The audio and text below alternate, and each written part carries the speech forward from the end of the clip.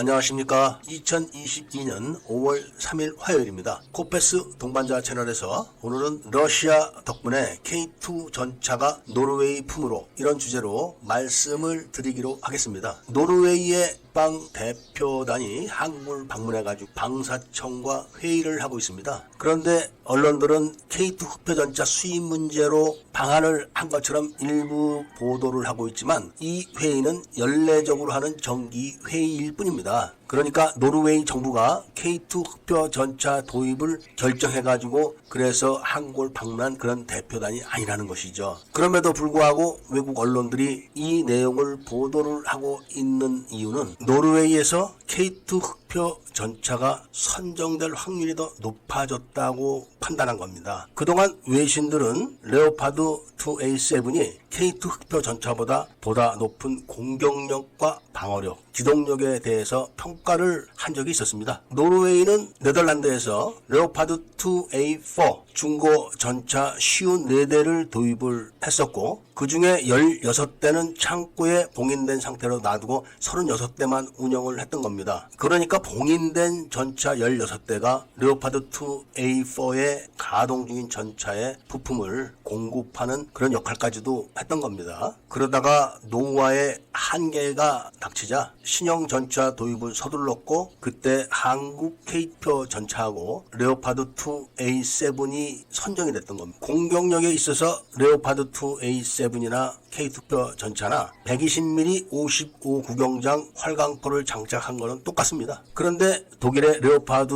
2A7은 120mm 55 구경장 A1이라는 신형 전차포이고, 한국의 K2가 A1인지는 확인이 되지 않았다는 분석을 내놨었죠. A1 전차포는 기존 전차포보다 관통력이 20% 이상 향상됐다고 합니다. 그런데 한국은 라인메탈에 120mm 55 구경장 활강포를 수입을 해서 K279 텅스텐 탄약을 개발했다고 발표를 했는데, 2.2km 거리에서 640mm 이상의 관통력을 가진다, 이렇게 말한 것인데 그걸 확인할 길이 없다는 겁니다. 객관적으로 한국의 텅스텐 합금 기술, 기타 재련 기술 등을 판단했을 때는 2km 거리에서 600mm의 관통력을 갖는 정도로 판단된다고 연구를 한 것이죠. 독일제 DM53 탄약은 같은 거리에서 650에서 700mm의 관통력을 갖기 때문에 레오파드 2A7이 공격력에서 훨씬 월등하다, 이런 판단을 내렸던 겁니다. 기동력에 있어서도 K2 흑표 전차는 두산의 1500마력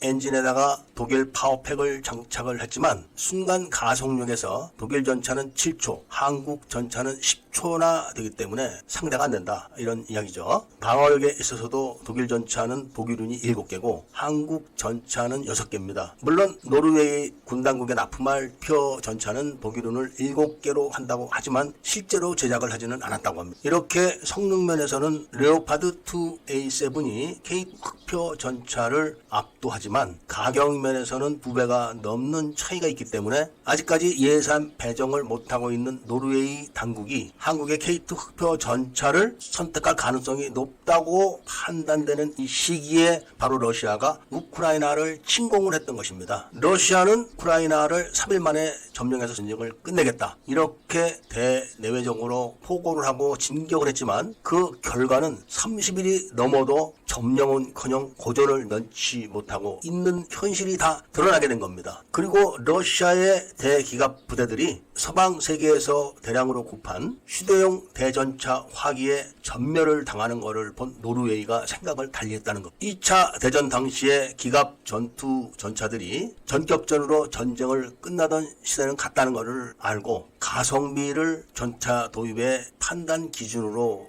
결정을 했다는 겁니다. 이런 이유로 노르웨이 정부가 아직 두 전차의 결정을 내리지는 않은 상태에서 노르웨이와 한국이 연례적인 국방 방산 관련 회의를 하는 것에 관심을 갖고 있는 겁니다. 이미 노르웨이는 한국의 K9 자주포를 도입해서 훌륭하게 운영을 하고 있고 만족해하고 있기 때문에 K2 전차에 대한 신뢰도가 그렇게까지 나쁘지는 않다고 합니다. 이 정도면은 충분하다, 이런 인식이 깔린 상태에서 전차 기술을 이전받는 그런 요구사항이 관철되면은 K2 흑표 중에서 전차를 선택할 확률이 아주 높아졌다고 판단을 한다는 겁니다. 아무쪼록 K2 흑표 전차가 노르웨이에 수출 결정이 돼서 한국 전차가 유럽 대륙에 진출하는 첫 걸음이 되기를 바라면서 오늘 이야기를 마치고자 합니다. 애국 시민들과 밀리터리 분들께서는 구독을 꼭 해주시고 좋아요와 알림 설정을 부탁드리면서 이야기를 들어주셔서 감사드립니다.